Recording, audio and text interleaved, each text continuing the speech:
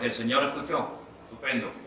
Se nos fue el internet, no sé, nunca nos pasa eso aquí en la iglesia, debe ser que hay mucha bendición por el camino y se cortó. Bueno, vamos a ver, Doña Sonia estaba en el uso de la palabra, así que la escuchamos. Fue la clave para que Dios hablara a través suyo en esa verdad, en esa dirección, porque Éxodo 20 dice, no te harás figura de cosa que hay en el cielo, ni de nada que haya en la tierra, ni en las aguas debajo de la tierra. Y para mí eso fue como quitarme yo un velo de mis ojos. Y entonces hoy no ha sido fácil, pastor, no ha sido fácil, porque detrás de todo esto vienen sentimientos encontrados, en un momento sentimientos encontrados, sentimientos de duda, sentimientos de ahora qué voy a hacer, ahora que ya conozco esta verdad, ¿qué voy a hacer? Y entonces esa es la razón por la que hoy estoy aquí, por la que mi esposo y yo estamos en una misma dimensión, ¿verdad? Estamos en un mismo buscar, en un mismo sentir, porque nosotros éramos ministros de la Eucaristía por 10 años. Llevábamos 10 años de ser ministros de la Eucaristía, entonces usted podrá entender que hemos tenido, yo digo hemos, porque a través de mí, también mi esposo ha ido, a través de la palabra, Dios nos ha ido hablando muy simultáneamente en cosas que son una verdad. Y solo le pido al Espíritu Santo que nos siga iluminando y que lo siga iluminando a usted. Y muchas gracias por tomarse este momento, pastor. Muchas gracias por este ratito que nos está prestando usted. Muchas gracias. Bueno, hermana Sonia, que el Señor le bendiga. De verdad yo tenía muchas ganas de conocerla a usted porque Rey me había hablado mucho de ustedes y conocía un poquito su situación. Primeramente decirles que el Señor hace todo perfecto. El Señor no se equivoca y tiene un tiempo para cada cosa en la vida. El famoso libro del Eclesiastés dice que hay un tiempo para todo. Un tiempo para nacer, un tiempo para morir, un tiempo para sembrar, para cosechar, para llorar, para reír. Hay un tiempo para todo. Y ahora usted está en un tiempo especial de su vida, porque ha llegado a un conocimiento, ha tenido un impacto con la palabra de Dios. Y la palabra de Dios tiene muchas características, y una de ellas es que es viva, es eficaz, y es como una espada que penetra y no nos deja igual, no nos deja, digamos, indiferentes, sino que golpea nuestras creencias, golpea nuestras tradiciones, golpea todas y cada una de las áreas de nuestra vida. Por lo tanto, lo que yo dije en aquella ocasión acerca de leer la palabra, de escudriñar las Escrituras, se lo digo hoy a usted y se lo digo a todos. La palabra de Dios es la que va a traer luz, es la que va a responder a todas y a cada una de las preguntas y de los interrogantes que ustedes tienen. No cabe la menor duda de que ustedes han sido personas que han estado muy involucradas dentro del seno de la Iglesia Católica, ¿verdad? Por lo tanto, no es fácil comenzar una vida nueva, pero no es imposible, porque como ustedes comprenderán, ustedes no son las únicas personas que han tenido esta experiencia, sino que hay miles y miles de hermanos nuestros a lo largo del mundo que han tenido igual o parecida experiencia a la que usted ha tenido. Ahora bien, vayan con paciencia, no corran, no tengan prisa, no quieran entenderlo todo en 2 días. Ustedes han tardado años en llegar a este punto. Ustedes han tardado años en llegar a este descubrimiento maravilloso de los verdaderos 10 mandamientos.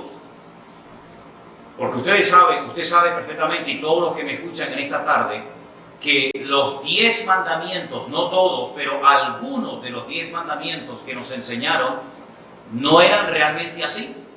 Pero en todas las Biblias del mundo, repito, en todas las Biblias del mundo aparecen los verdaderos 10 mandamientos. Y esos 2 primeros mandamientos que nos prohíben postrar nuestro cuerpo, nuestra mente, nuestra vida ante imágenes, construir figuras de madera, de oro, de plata, de lo que sea, incluso de personajes que están en el cielo, en la presencia del Señor, pues quieran que no, es un impacto tremendo. Quiero decirles como testimonio que la primera vez en mi vida que yo comencé a leer la Biblia, esa fue la porción que yo descubrí. Precisamente los famosos 10 mandamientos de Éxodo capítulo 20, que también están en otro libro de la Biblia, el libro de Deuteronomio, el capítulo 5. Fui a hablar con un sacerdote que me daba clases a mí en los salesianos, porque yo cuando vivía en Venezuela estudié en los hermanos maristas, y en España, cuando vinimos a España a vivir, mis padres me metieron en los salesianos, ¿verdad? Y conozco muy bien la Iglesia Católica desde adentro, porque fui monaguillo, estuve en el coro, toda mi educación de niño fue en colegios católicos que eran de un nivel muy alto y muy bueno, en aquellos años por lo menos. Y entonces fui a hablar con un cura, un tal Don Gilberto, un gran hombre, un buen hombre, y le mostré los 10 mandamientos que había descubierto en aquella Biblia que un día me habían regalado. Y entonces él, mirando en varias direcciones, me dijo: Manuel, Sierra, como él me llamaba, si en algún momento de tu vida te encuentras en una encrucijada, que no sabes a quién obedecer y qué hacer, obedecer a los hombres o obedecer a Dios, quédate siempre con la palabra de Dios.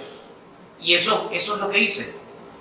Comencé a leer y a leer y a leer y fui descubriendo cosas espectaculares de la palabra de Dios.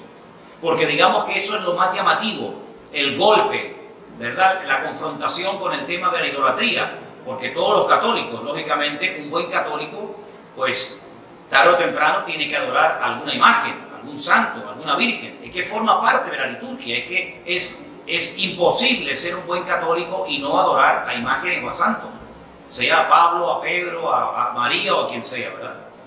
Pero entonces cuando uno va comenzando a leer la Biblia, uno se encuentra que lo que uno creía que era lo más importante, lo más maravilloso, resulta que era una auténtica abominación ante los ojos de Dios.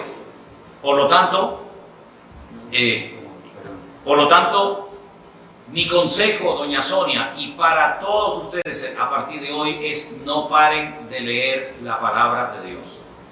Y ese testimonio que yo contaba de aquella parejita que eran muy católicos, una pareja joven de novios, no eran ni casados en aquel momento, que me preguntó ella si era bíblico o no adorar las imágenes, y yo le dije que leyera Éxodo 20. Hoy en día esa pareja, están casados lógicamente, y son pastores de una iglesia evangélica en España, concretamente en la ciudad de Sevilla. ¿Qué quiero decir con todo esto? Que cuando Dios comienza a cambiar una familia, una vida, un corazón, no hay nada ni nadie que lo detenga. No tengan miedo. Ustedes, todos los pasos que den a partir de hoy, consúltenle a Dios. Lean la palabra del Señor. No le tengan miedo al hombre, porque ustedes han sido iluminados con la luz del Evangelio, con la luz de la palabra de Dios, y por lo tanto no tienen que tenerle miedo al hombre en absoluto. Al que hay que tenerle respeto es a Dios, pero al hombre no hay que tenerle miedo, sea quien sea y se llame como se llame. Así que yo le doy muchas gracias al Señor, doña Sonia, por conocerla, a usted, a su marido, y siga adelante. Les voy a contar a todos un pequeño testimonio. En uno de los muchos viajes que he realizado a Israel, a Tierra Santa, vino conmigo en el grupo un matrimonio muy devoto, muy católico. Ella concretamente tenía varias hermanas monjas, y estaban a punto de canonizar a un antepasado de ella. Cuando vinieron conmigo a la ciudad de Jerusalén, los llevé al sepulcro bíblico, al sepulcro que tiene todas las características bíblicas, como dice la palabra de Dios. Y después le llevé a otro sepulcro, que es el de la tradición, donde hay un montón de velas y de imágenes Y cuando esta mujer iba a entrar, ella se detuvo bruscamente en la puerta de ese sepulcro y me dijo, yo no quiero estar más tiempo aquí, porque en el otro lugar donde estuve se respira vida y aquí se respira muerte. Y la pregunta de ella es la que muchos católicos se hacen, ¿y ahora qué hago? ¿Y ahora qué hago? ¿Qué le digo a mis amigos? ¿Qué le digo a mis amigas, al sacerdote? ¿Qué le digo a mi familia? Usted por eso no se preocupe. Ustedes lo único que tienen que decir es, yo quiero obedecer, yo amo al Señor y yo me someto a mi Dios. Usted no ha renunciado a Dios. Usted no ha renunciado a nada digno de alabanza. Por lo tanto, lo que le tiene que decir a todo el mundo es, Dios está cambiando mi vida, estoy leyendo su palabra y lo que le puedo decir es que lean la Biblia como yo la he leído y el Señor se encargará de hacer la obra correspondiente en cada persona. Es lo que le puedo decir, doña Sonia. Perfecto. Ok.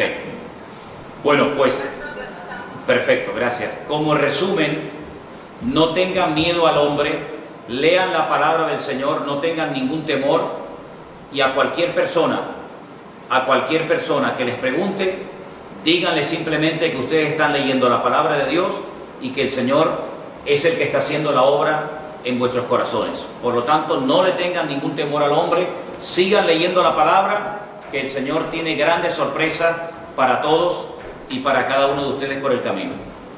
Doña Sonia, un beso, que Dios le bendiga, saludos a su marido, a su esposo, que Dios le guarde, mucho ánimo y a seguir adelante y a leer mucho la palabra de Dios, que en ella usted va a encontrar la respuesta a todas las preguntas y el Señor le va a indicar con su Espíritu Santo que ahora vive dentro de usted lo que tiene que hacer en todo momento. Que Dios le bendiga grandemente. ¿Me escucharon bien ahora? Ok, gloria a Dios, gloria a Dios. Bueno, yo quisiera también decirle a cualquier otra persona que esté conectado en esta noche que si tiene alguna pregunta, que aprovechando este momento tan bonito que estamos teniendo, que con toda libertad la haga. Ahora, perfecto, perfecto. Ok, buenas tardes, pastor. Que Buenas Señor le tardes, bendiga. hermana. Y a todos los hermanos. De verdad que es bueno estar acá con ustedes. Para mí es una alegría inmensa. Y bueno, sí, tengo una pregunta rapidita para para darle chance a todos los demás. Es que tengo una duda con respecto a la oración. En la Iglesia Católica normalmente se ora rezando el Padre Nuestro, como todos los católicos saben. Padre Nuestro que estás en el cielo. Aquí todo el mundo sabe, los católicos, lo que es el Padre Nuestro. Yo estuve leyendo en Lucas 11, que cuando los discípulos se reúnen con Jesús, igual le preguntan de qué manera ellos podían orar. Y él les dice que oren de esta manera, Padre Nuestro que estás en el cielo. O sea, se repite la misma oración que hacen en la Iglesia Católica. Mi duda es esta. Nosotros que ya estamos teniendo una relación directa con Jesucristo, como usted bien lo dice, ¿podemos seguir haciendo esa misma oración o debemos orar como si tuviéramos una conversación con Dios directamente, sin tener que usar tanto palabrerío y tantas cosas que se decían en la otra iglesia, sino como que vaciar tu corazón y decir lo que tú sientes, lo que tú piensas y Él le irá indicando a uno de qué manera uno va a ir orando, ¿no? Ok, Esa ok. es mi pregunta.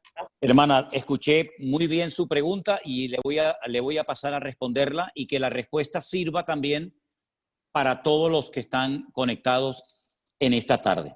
Primeramente, hermana, decirle que la oración, la preciosa oración del Padre Nuestro, no es una oración de la Iglesia Católica. El patrimonio no lo tiene la Iglesia Católica, ni la Iglesia Evangélica, ni nadie. La oración preciosísima del Padre Nuestro está en la Biblia y la enseñó nada más y nada menos que nuestro Señor Jesucristo, ¿verdad? Permítame leerles al grupo las palabras previas y posteriores a la preciosa oración del Padre Nuestro. En el Evangelio según San Mateo, por si tienen la Biblia a mano y quieren seguir la lectura conmigo, en el capítulo 6, Mateo capítulo 6, verso 5, dice la palabra de Dios: y cuando ores, no seas como los hipócritas, porque ellos aman el orar en pie en las sinagogas y en las esquinas de las casas para ser vistos por los hombres. De cierto os digo que ya tienen su recompensa. Mas tú cuando ores, entra en tu aposento y cerrada la puerta, ora a tu Padre que está en secreto, y tu Padre que te ve en lo secreto te recompensará en público. Versículo 7. Y orando no uséis vanas, escuchen, no uséis vanas repeticiones como los gentiles que piensan que por su palabrería serán oídos. No os hagáis semejantes a ellos, porque vuestro Padre sabe de qué cosas tenéis necesidad antes que vosotros se la pidáis. Es decir, en el pueblo de Israel, hasta el día de hoy, hay libros muy gordos, libros enormes. El más famoso se llama el Sidur, donde hay oraciones absolutamente para todo. Para cuando usted come, cuando usted bebe, cuando usted sale, cuando usted entra, cuando se muere una persona, cuando nace un niño, para un matrimonio, para un bautismo, absolutamente para todo. Son oraciones que se hacen continuamente. Hay 3 oraciones que en el pueblo de Israel obligatoriamente todo devoto tiene que hacer cada día. La oración de la mañana, que se llama Shacharit, la oración de la tarde, aproximadamente como a las 3 de la tarde, que se llama la Minjá, y la oración de la noche, que se llama la oración de Arbit. Todos los días las mismas oraciones, las mismas lecturas, los mismos salmos, toda la vida. Esto ya existía en los tiempos del Señor Jesucristo. Oraciones repetitivas que se aprendían de memoria, que se enseñaban de generación en generación, el padre al hijo, el hijo al nieto, sucesivamente. ¿Qué es lo que hace el Señor Jesucristo? El Señor Jesucristo le enseña a los discípulos y a todos los cristianos una oración modelo, una oración base, que va a servir para que sobre esa oración sepamos qué cosas podemos pedir y cómo debemos pedirla. ¿Es malo repetir en alta voz el Padre Nuestro? En absoluto. En absoluto. El Padre Nuestro, repito, no es una oración de la Iglesia Católica ni una oración de la Iglesia Evangélica, es una oración bíblica. Ahora bien, hay muchas cosas que no incluye el Padre Nuestro, pero como el Padre Nuestro me enseña a pedir ciertas y determinadas cosas, yo puedo pedir por mi familia, puedo pedir por mi salud, puedo pedir por mi país, puedo pedir por un trabajo, puedo darle gracias al Señor por lo que tengo, por lo que he aprendido, por los hermanos en Cristo que estoy conociendo, etcétera, etcétera. Es decir, no está mal repetir el Padre Nuestro en alta voz, en absoluto, pero por favor, no lo hagan, permítame la expresión, como los loros, de una forma ya repetitiva, de memoria, que no sabemos lamentablemente lo que estamos diciendo. Si alguien quiere usar y hablar de vez en cuando con las palabras de la preciosa oración del Padre Nuestro, no hay ningún problema, pero no lo haga como un rezo repetitivo, monótono y aburrido, sino que usted puede orar ahora con total libertad a su Dios, a su Padre Celestial, que lo conoce, que lo ve, y por lo tanto no se limite, repito, no se limite única y exclusivamente a repetir el Padre Nuestro, porque usted puede orar hoy por hoy lo que quiera. Y miren, les voy a dar un consejo que me dieron a mí hace muchos años. Si usted quiere aprender a orar bien, bíblicamente, utilizando términos bíblicos, oraciones preciosas, lean los Salmos. El famoso y precioso libro de los Salmos, que hay 150, léalo. Cada día puede leer un salmo. Hay 150, muchas son oraciones, pero usted va a aprender oraciones preciosas que también, como no, usted puede utilizar esos términos, esas frases y esas palabras. Así que como conclusión, usted puede repetir el Padre Nuestro cuando quiera, siempre y cuando no lo haga de una forma repetitiva, monótona, religiosa y aburrida, pero no se limite única y exclusivamente a orar usando el Padre Nuestro, porque usted puede hoy por hoy orar con total libertad, de padre a hijo, de hijo a padre, cuantas veces quiera. Espero que haya quedado bien, quiero decir, espero que haya quedado clara, mejor dicho, la respuesta a su pregunta, querida hermana. Perfecto, perfecto, quedó totalmente claro. Y quería Amén. acotar que sí, bueno, que tengo los libros de los Salmos, un librito solo de Salmos y lo leo siempre, pero bueno, era mi duda. También quería decirle rapidito, porque yo no es que estuve hasta ayer en la Iglesia Católica, pasa que vengo de una familia donde la mitad es católica y la mitad es cristiana. Y entonces me quedaban como que dudas y quise entrar para aclarar dudas, pues de verdad Muy bien. que chévere, gracias y de verdad que feliz con la respuesta. Gracias. Bendición, hermano. Bendiciones. Vamos a darle lugar a otras personas. Yo, como me estaba fallando el ordenador, la computadora, tengo el iPhone en la mano, el teléfono, pero tengo la pantalla frente a mí. Y Vanessa, si tú ves a gente con la mano levantada queriendo hacer una pregunta, dime de quién se trata y le damos enseguida lugar para que haga su pregunta. Silvia Colín. Ok, Silvia Colín, por favor, si es tan amable, abra su micrófono y haga la pregunta que usted quiera. Ok, bienvenidos todos y qué bueno que estamos en esto y que nos salimos a tiempo de una religión en la que cuando yo me di cuenta hasta lloré porque dije, Dios mío, he sido engañada toda mi vida. Pero bueno, mi pregunta, tengo muchas preguntas, pero voy a hacer una para que todos tengamos tiempos de hacer alguna. ¿Cómo guardar correctamente el día de reposo? ¿Qué es lo que no debemos hacer? Porque en eso sí tengo mucha duda. También, por ejemplo, pues yo soy enfermera, yo trabajé 28 años en la noche para el Seguro Social y pues obviamente que quienes hemos trabajado en ciertos días es muy difícil guardar el día de reposo. Quiero entender que a lo mejor hay que contar 7 días y guardar ahí un día de reposo, por ejemplo, ahora para los jóvenes, para mis hijas, que trabajan mucho más ahora desde que están conectados en línea, ha sido más difícil que puedan incluso dedicarle un momento a Dios porque terminan exhaustos. Esto del encierro creo que ha sido peor para mucha gente porque no le dedican el tiempo tampoco a los hijos o tienen que estar más al pendiente con las tareas. Pero ¿qué se puede hacer para la gente que no puede guardar exactamente el día de reposo? Vamos a ver.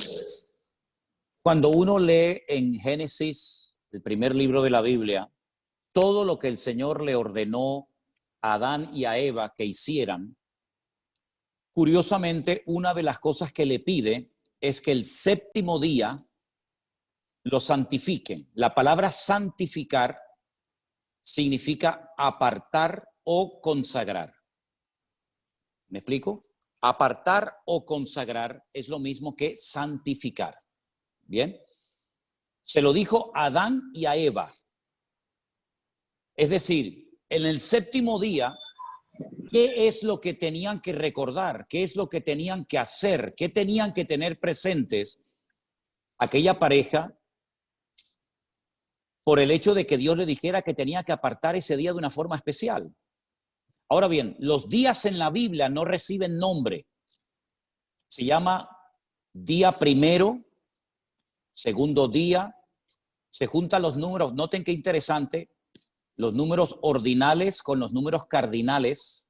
No se dice primer día, sino día primero, después segundo día, tercer día, así sucesivamente. El único día de la semana, repito, el único día de la semana que recibe un nombre es el séptimo, que se llama en nuestro idioma el sábado, y en el idioma bíblico la palabra es Shabbat.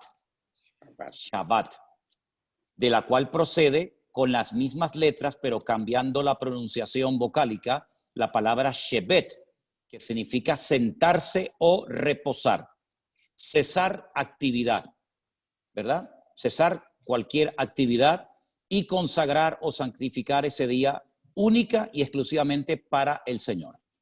Bien, a lo largo de la historia, ningún pueblo guardó ese día de reposo porque se desviaron. Unos comenzaron a adorar a Moloc, a Baal, a Milcón. Solamente el pueblo de Israel, a lo largo de la historia y después de recibir la Torá o la ley en el monte Sinaí por medio de Moisés, recibió la orden, y está dentro de los 10 mandamientos, de santificar el día de reposo, el Shabbat. No cualquier día, sino el séptimo. ¿Por qué? Porque en el séptimo día Dios cesó su actividad creadora. Dios no hizo nada, no habló, no hizo nada, ya todo estaba terminado. Y entonces, para decirle a las naciones paganas, nosotros no hacemos nada, porque es el testimonio visible, objetivo, que Israel podía dar como botón de muestra de que ellos creían en una obra creadora por mano de un Dios creador. Entonces, cuando la gente decía, pero ustedes, ¿por qué no trabajan en sábado? ¿Por qué los animales descansan en sábado? ¿Por qué no hacen nada? Porque nosotros creemos que Dios creó todo en 6 días y el séptimo día reposó. Era un testimonio tremendo. Ahora bien, cuando vamos al Nuevo Testamento y nos encontramos ya con la iglesia, con el cristianismo, uno históricamente sabe perfectamente, y solamente es cuestión de indagar y estudiar un poco, que los cristianos seguían, porque la inmensa mayoría en un principio eran judíos, seguían en las casas, en sus hogares, partiendo el pan. Y uno dice, bueno, partiendo el pan se refiere a que tomaban lo que llamamos la Santa Cena, el pan y el vino. No. Es que todos los sábados, el día de reposo Shabbat, se parte un pan, que es un pan trenzado, y se comparte vino. Todos los días del año que caen en Shabbat, se parte el pan y se toma el vino. Esa ceremonia se llama Kiddush. Se santifica esa ceremonia, ¿vale? ¿Qué fue lo que pasó? Bueno, algún día hablaremos de todo lo que se fue lamentablemente deteriorando con el paso del tiempo y en los muchísimos concilios que se fueron celebrando a lo largo de la historia, se fueron añadiendo y quitando cosas fundamentales que se habían practicado por siglos y siglos. Y una de las cosas que concretamente en el concilio de Nicea, antes del 400 antes de Cristo, concilio de Nicea, estudien eso en Google, por favor. En ese momento, la cristiandad, el liderazgo de la cristiandad en ese tiempo, transformó y cambió el Shabbat por el domingo. ¿Qué les parece? Hay unas declaraciones de un alto obispo de la Iglesia Católica de los Estados Unidos que con sus ropas sacerdotales da una conferencia, la pueden buscar en internet, en YouTube, donde él pide perdón porque él lee el decreto, el año, el día y la hora en la que la cristiandad quitó en ese concilio de Nicea el día sábado y lo sustituyó por el domingo. Ahora, ¿qué es lo que ocurre? En nuestra tradición cristiana es muy difícil, no sé ustedes hermanos, pero es muy difícil por las cuestiones laborales fundamentalmente, guardar el día de reposo. De hecho, los cultos, el culto principal de la mayoría de las iglesias, aunque aquí el sábado lo hacen los jóvenes, ¿verdad? Y en muchas congregaciones, el culto principal es el domingo. ¿Por qué? Porque en el sábado trabaja mucha gente y no vendría nadie al culto. Entonces, por cuestiones de prácticos, por ser prácticos, nos congregamos el domingo. Ahora, en Cristo, todos los días son del Señor. Todos. El problema es que en el paganismo sí le pusieron nombres a los días de la semana. Y uno dice, ¿cómo es eso? El lunes se adoraba la luna, el martes al planeta Martes, el miércoles a Mercurio, el jueves a Júpiter, el viernes a Venus, el sábado a Saturno y el domingo en inglés es el Sunday. ¿Qué es el Sunday? El día del sol, los adoradores del sol. Entonces, lamentablemente, muy poca gente puede juntarse en familia tranquilamente alrededor de una mesa a tener un día de reposo, en este caso el Shabbat. Ahora, mi consejo es, todos los que puedan, el sábado, pasarlo en familia, comer juntos, con los hijos, con los nietos, orar juntos, bendecirse los unos a los otros, háganlo. Pero por cuestiones prácticas, el venir a la iglesia el domingo no es ningún pecado mortal, es por cuestiones de cuestiones prácticas. Ahora bien, hay ciertos y determinados trabajos, como por ejemplo médicos, bomberos, policías, etcétera, que según las leyes que después establecieron los rabinos a lo largo de la historia, la vida humana está por encima del Shabbat. Es decir, usted si tiene que salvar una vida en Shabbat, lo hace, independientemente de que sea día de reposo. Jesús le dijo una vez a un líder de una sinagoga en Israel, le dijo, tú eres un hipócrita, querido, porque esta hija de Abraham que estaba 18 años atada por Satanás en tu congregación, que no se podía enderezar, tú no orabas por ella, pero sin embargo hoy te has levantado y has desatado tu buey del pesebre y lo has llevado a beber. ¿Cómo es posible que le des más importancia a la vida animal que a la vida humana?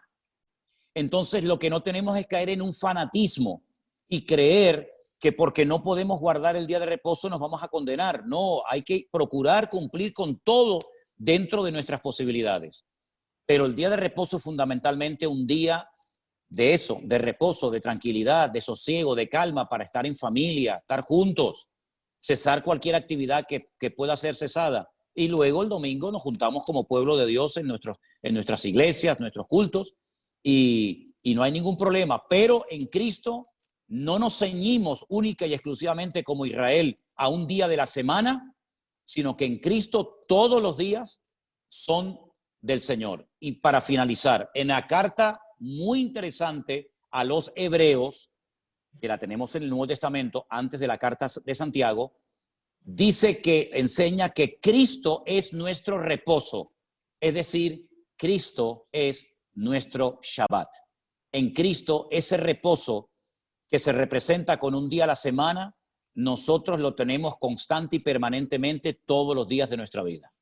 Espero haber respondido a su pregunta, querida hermana. Sí, sí, pastor, y es que como se habla de que la gente no se salva si no guarda el cuarto mandamiento y en eso está el séptimo día, pues digo, híjole. Eso no es verdad. Eso no es verdad.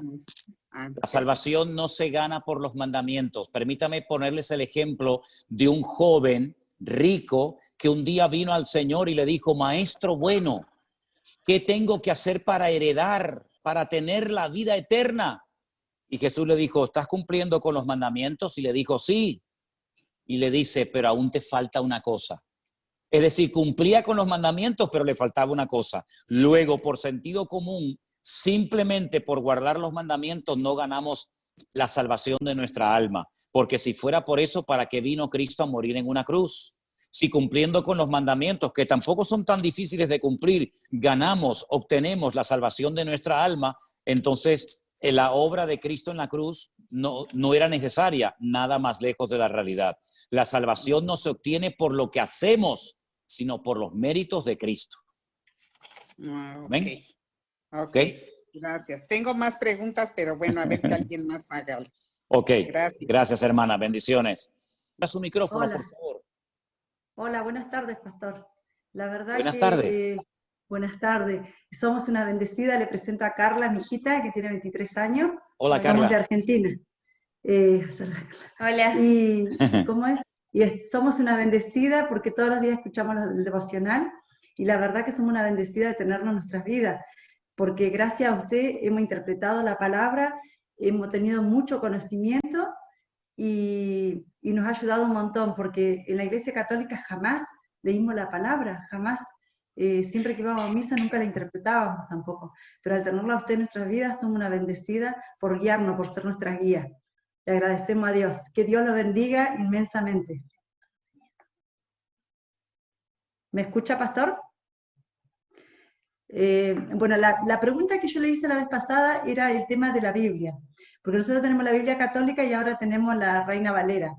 Lo que quería consultarle yo, que le consulté la vez pasada, era qué hacíamos con la Biblia católica. Pero usted nos había dicho que había una parte de la Biblia católica que era muy interesante leerla, pero no me acordaba, por eso quería tomar nota para guardar. ¿Cuál era la parte interesante para leer? No se escucha, no lo escucho, no lo escucho. Perdón, había quitado el micrófono. La Biblia católica es una muy buena versión.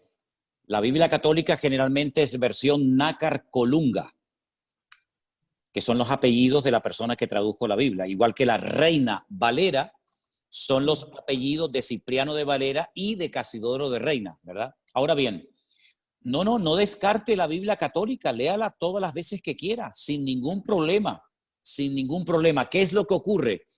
A veces nosotros en la iglesia o cuando yo hago los devocionales por internet, claro, al yo leer la Reina Valera, yo le aconsejo a la gente que tengan la misma versión para que puedan seguir la lectura. Pero la versión Reina Valera es buena, no hay ningún problema. Ahora bien, ¿cuál es la diferencia? Aunque permítame que le corrija una cosita, hermana.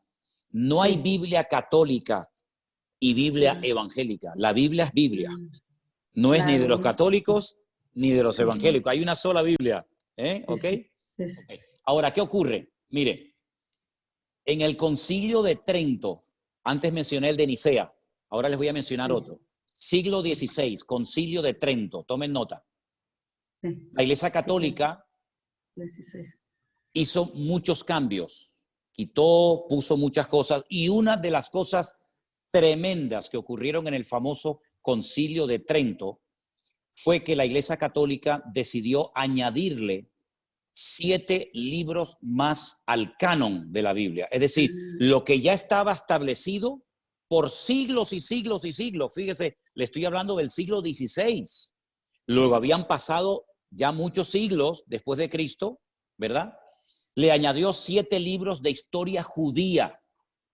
Algunos de esos libros se llaman Baruch, Sabiduría, Tobías, Primera y Segunda de Macabeos, ¿verdad? En total 7 libros. 7 libros de historia. Usted dice que es de Argentina, ¿verdad? Sí, de Argentina, pastor, sí. Imagínense que en la Biblia añadieran historia de la República Argentina. Y que la agregue. Es una historia interesante, pero que no tiene nada que ver con lo que el Señor ya había puesto en su palabra. Entonces yo recomendé en un momento la lectura de los libros de Primera y Segunda de Macabeos. Y voy a dar una pequeña explicación para explicarles el por qué lo recomendé. En el Antiguo Testamento, la Biblia está dividida en 2 partes. Antiguo Testamento, es decir, antes de Cristo. Nuevo Testamento, después de Cristo. Bien. En el Antiguo Testamento, a través del profeta Daniel, el Señor profetizó que en el futuro vendrían 4 imperios que harían cosas tremendas contra el pueblo de Israel. Esos 4 imperios eran el imperio babilónico, el imperio de los medos persas, el imperio griego y el imperio romano. Si ustedes leen el Antiguo Testamento van a encontrar muchas cosas del imperio babilónico y también muchas cosas interesantes del imperio medo-persa, pero no va a encontrar ninguna información del imperio griego. Cuando empiezan ustedes a leer el Nuevo Testamento se encuentran, por ejemplo, a los romanos, a los centuriones, se encuentran a Poncio Pilato, etcétera, en el Nuevo Testamento. Y uno dice, ¿y qué pasó con los griegos? No están en la Biblia. ¿Por qué? Porque entre el último libro del Antiguo Testamento y el primero del Nuevo Testamento hay 400 años de silencio. No se cuenta nada. No pasó nada. Claro que pasaron muchísimas cosas. Por ejemplo, la historia de Alejandro Magno, la historia del imperio griego. Entonces, ¿qué pasó con ese imperio? ¿Qué hicieron en Israel? ¿Qué hicieron con el templo de Jerusalén? No lo sabemos, pero en Primera de Macabeos y en Segunda de Macabeos encontramos cosas muy interesantes que ocurrieron en ese periodo de la historia. Por ejemplo, la profanación del lugar santísimo con un tal Antíoco Epifanes que profanó el lugar santísimo y que puso unos ídolos tremendos. En fin, es una historia muy interesante y esos libros están en la iglesia, en la Biblia, digamos, de la Iglesia Católica, la versión Nácar Colunga. Los macabeos eran unos hermanos que se rebelaron contra el Imperio Romano. No se llamaban macabeos. Creo que uno se llamaba Simón, otro se llamaba Judá. Todos murieron como mártires. Ellos pelearon, se rebelaron contra el Imperio griego y volvieron a consagrar el templo, que era un santuario pagano griego y que era un gimnasio para hacer gimnasia los griegos, lo volvieron a consagrar al servicio al Señor, ¿sí? Entonces a ellos los llamaban los macabeos, que viene de la palabra macab. La palabra macab en hebreo significa martillo. Un macab es un martillo, son los que golpeaban, los que amartillaban, los que golpeaban a los enemigos, y de ahí viene la palabra macabeos, ¿verdad? Entonces es una historia muy interesante que sería muy bueno que ustedes la leyeran. El libro de Judith es una chica que hace algo por la historia del pueblo de Israel. Esa es la gran diferencia que hay entre una Biblia y otra. Por lo demás, la versión Nácar Colunga católica y la versión Reina Valera son muy buenas versiones en castellano para poder entender el mensaje divino, el mensaje de Dios. ¿Sí? Sí. Muchas gracias, pastor. Le entendí. Por nada. Muchísimas por gracias favor. y que Dios lo bendiga. Gracias por igualmente. siempre, por sus devocionales. Amén. Gracias, un placer. Gracias. ¿Más preguntas tenemos, Vanessa? Sí, buenas tardes a todos y que Dios me los Buenas bendiga. tardes, igualmente. Muchísimas gracias, pastor, de verdad, por toda esta oportunidad que nos está dando a todos nosotros.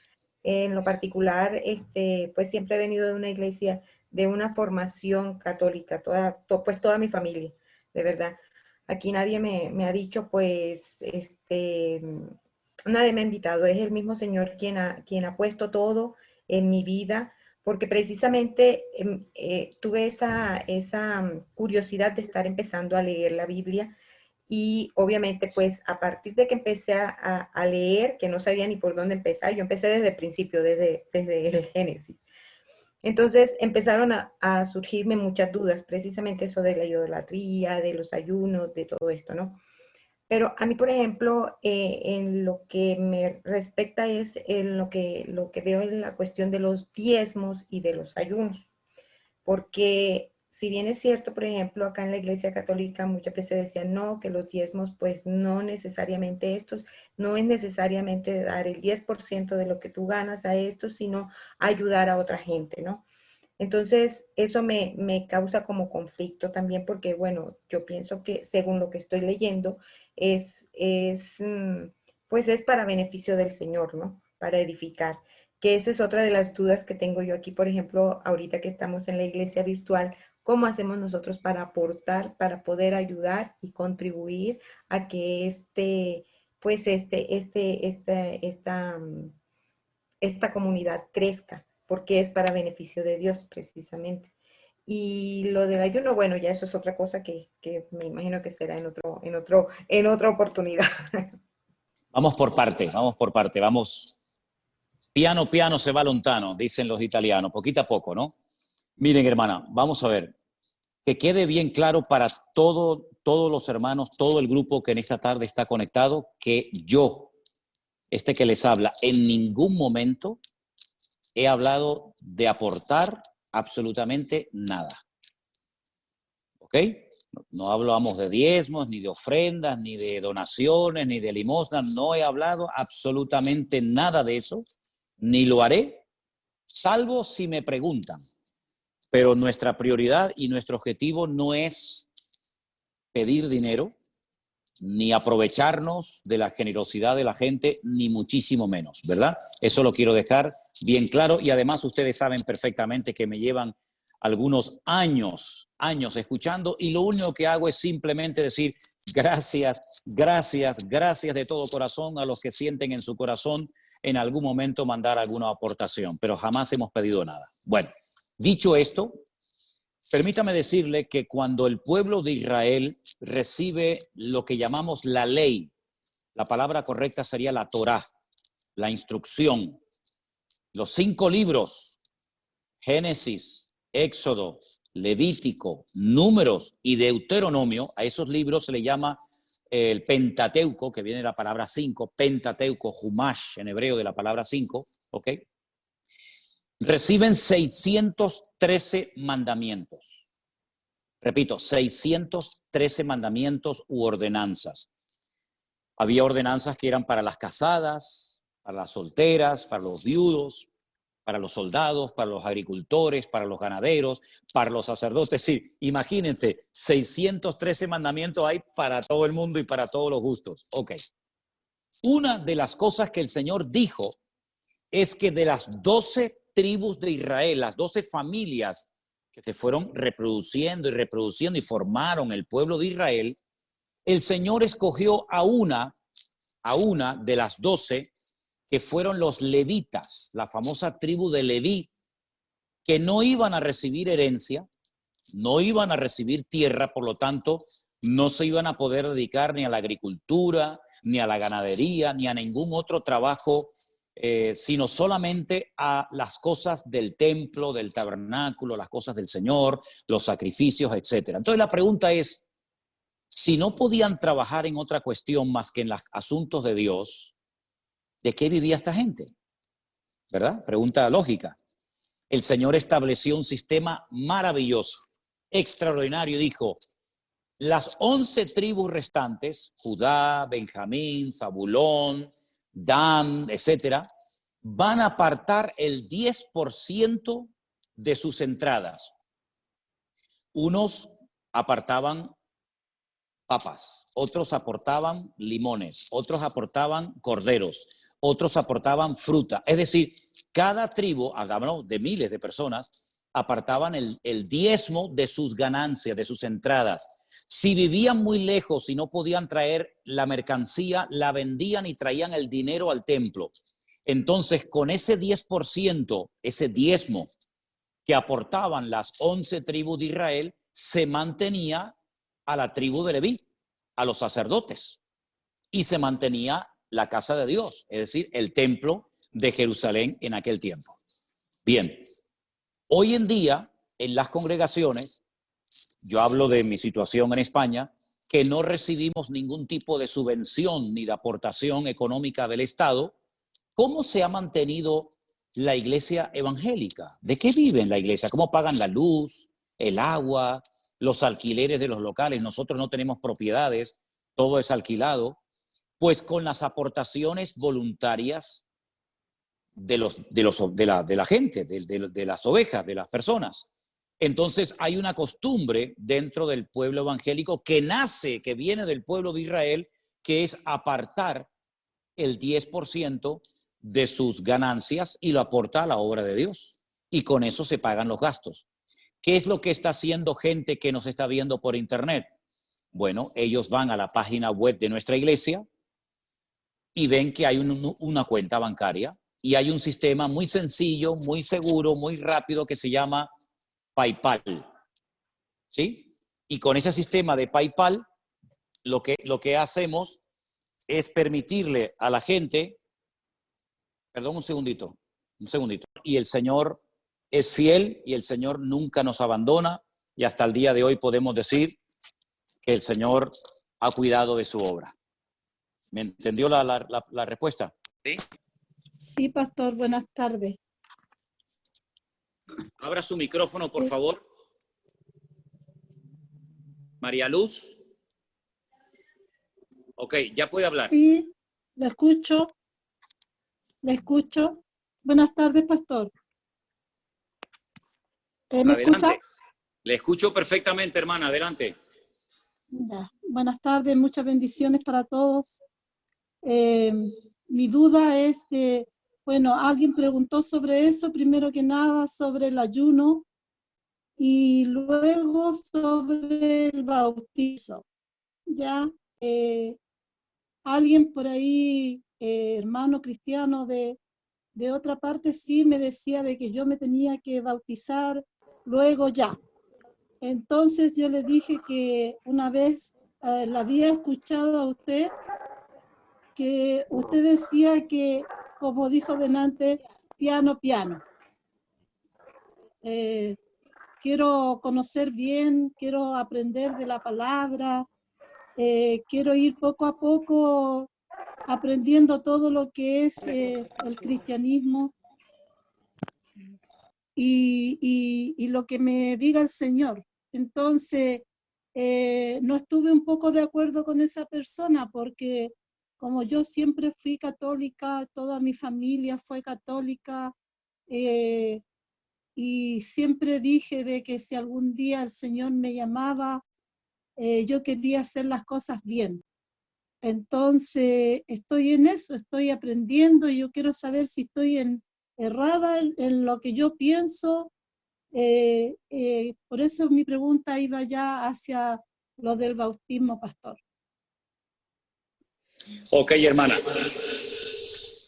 Escuché su pregunta perfectamente y se la voy a responder. ¿Usted me está escuchando bien a mí? Sí. Ok, mire, hermano, vamos a ver. Cuando uno va a la palabra del Señor, que es a donde siempre tenemos que ir a ver qué es lo que el Señor manda, a ver qué es lo que el Señor ordena, uno se encuentra que hay gente en el Nuevo Testamento que se bautizaban. Y entonces uno dice, bueno, ¿cómo se bautizaba la gente? ¿Cómo hacía la gente en la Biblia para bautizarse? Vamos a ver cómo lo hizo el Señor Jesucristo. Uno se encuentra al Señor Jesucristo, que no es un niño, sino ya es una persona adulta, que va caminando por su propio pie a un lugar donde hay un tal Juan el Bautista que está bautizando a la gente en el río Jordán. Entonces uno dice, qué curioso que el Señor Jesucristo, que es nuestro ejemplo en todo, ¿verdad? El Señor Jesucristo es nuestro ejemplo en todo. Sus padres, José y María, no lo bautizaron cuando era un niño pequeño, sino que él a la edad de 30 años se bautiza, lo bautizó Juan el Bautista, y después, como saben ustedes, se va al desierto y está ayunando un montón de días hasta que él comienza su ministerio. Bueno, después cuando el Señor Jesucristo 3 años después termina con su precioso ministerio, reúne a sus discípulos y les dice, id por todo el mundo y predicad el evangelio. El que creyere, escuche bien el orden, el que creyere y fuere bautizado, es decir, que él lo que quería es que la gente que se fueran a bautizar supieran lo que están haciendo. No fuera algo por tradición, algo impuesto por la sociedad, como la familia que obliga y que presiona para que al niño lo bauticen, sino que vemos que todos y cada uno de los ejemplos que encontramos en la Biblia de personas que se bautizaron, ninguno era ningún niño. No eran niños de una semana, de un mes, de 15 días. No, eran gente grande, era gente adulta que primeramente creían y luego se bautizaban. No es que se bautizaban primero y luego creían. No. Ese no es el orden. El orden lo pone el Señor en su palabra. Dios en su palabra dice, primeramente hay que creer, arrepentirse de los pecados, pedir perdón al Señor y luego, como señal de ese arrepentimiento, de ese cambio, viene el bautismo. Entonces, seguramente, hermana, a usted, como a mí y como a la mayoría de nosotros, a nosotros nos bautizaron cuando éramos chiquitos, cuando éramos niños pequeñitos. Yo no sabía lo que me estaban haciendo, no me acuerdo de eso, pero cuando ya fui grande y leí la Biblia y me di cuenta que mi Señor Jesucristo se bautizó de grande y que Él ordenó a la gente bautizarse de adulta, entonces yo dije, yo ahora me quiero bautizar, porque ahora lo entiendo, porque ahora lo quiero hacer, no porque papá, mamá, el abuelo, la sociedad o la familia lo dice, sino porque yo lo siento hacer y quiero poner en práctica ese mandamiento de la palabra del Señor. Entonces, claro que tenemos que bautizarnos de grande, hermana, pero no tenga prisa, no se preocupe.